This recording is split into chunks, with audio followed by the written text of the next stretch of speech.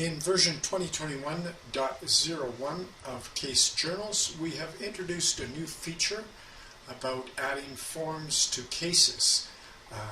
So the forms you design are entered in a case on this last tab here called Forms. But we'll get to that a bit later. Let me first show you how you would build a form as the administrator. Notice right now that I am logged in as the ADM user, and as such I have access to this code maintenance menu. On the code maintenance menu, under the subsection Case Demographic Codes, you'll find this option here which says Create Forms, and this is where you can begin. To create a form, you need to create a unique code for the form. I'm going to create one here.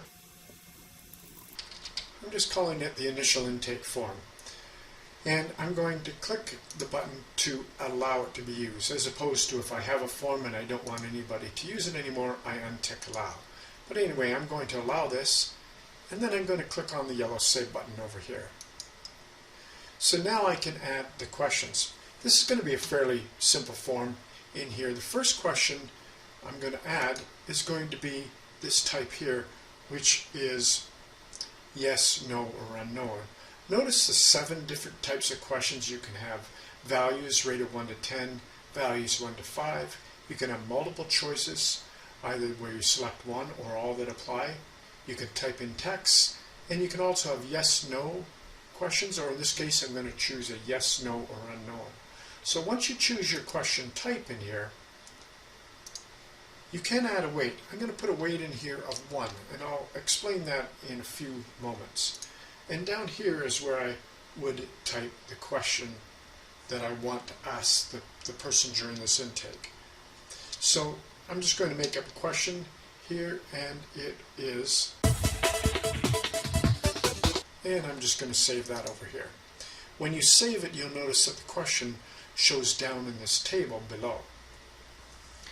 Now I'm going to do another question, a new one, so I'm going to click on New. When I do that, you'll notice it blanks this top part. And now what I'm going to do is I'm going to pick a multiple choice where they can only pick one. And in this case, the weight isn't important. And once again, I will come back and discuss weight a little bit later. So that is... Now, when you save a question that is a type M, or the other one here, a type S, what happens is you get this additional table to the right hand side, and here you can put the choices. And now I'm going to do a third question. So again, I'm going to click on the New button. I'm going to choose this one is going to be a series of choices, and you can pick all that apply.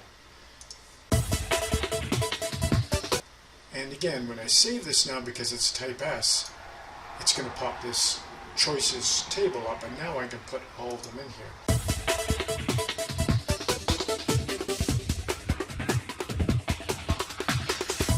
Now I'm going to do another new question. This one is going to be a text question. Save. And now I'm going to do the very last question on this form. I'm going to make this one where they have to choose a rate between 1 and 5. And here again, I'm going to give it a weight of 1.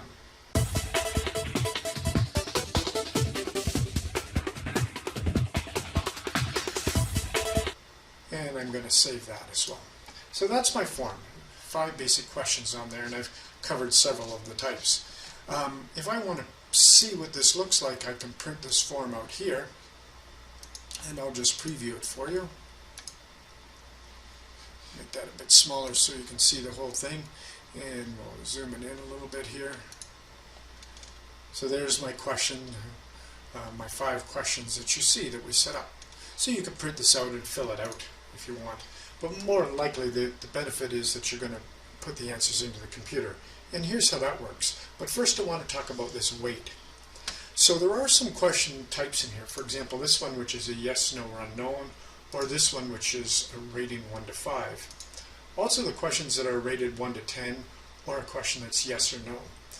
They can combine to create a total score on the form. So for example, this first question, which is a yes, no, or unknown, if they answer yes to this question, it will add a score of 1 to the form. And then the score is multiplied by the weight for that line. So 1 times 1 means a total score of 1. This particular one down here, they're choosing a value between 1 to 5, and that is the actual score. So if they selected 5, that would add 5 to the score of the form times the weight. So here's where it gets interesting. If I take this one and I want the yes answer, instead of being worth 1, I want it to be worth 5, I can multiply by 5 by applying a weight to that line. And the same would be true here. If I were to choose a weight of 2, it would take whatever the number they chose between 1 and 5 and multiply it by 2 to add to the form, to the score of the form. And you'll see how that comes up in a moment. So think about risk assessments and things like that. Anyway, okay, now that your form's built, we're just going to go into any case. I'm just going to grab a case at random here in my demo. I don't care which one I do.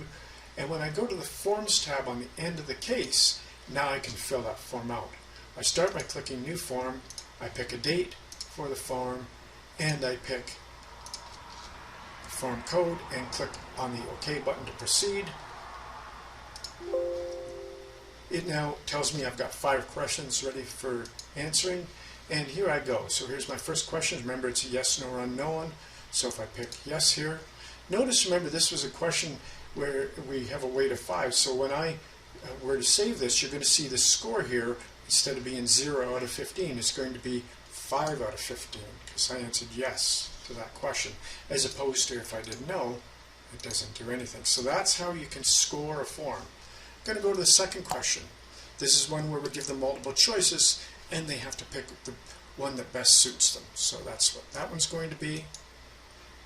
This third question was one where they can pick multiple things in here, so I'm just going to pick 4 things at random, and go again. And if I wanted to type text in here, I could. And the last one is one where they're rating 1 out of 5. Remember, this one we are multiplying as well by a weight of 2. So for example, if I were to type 3 in here, it would add 3 times the weight of 2, which is 6, to the current score of 5. So you'll see I'm going to end up with 5 plus 6 gives me a score now of 11.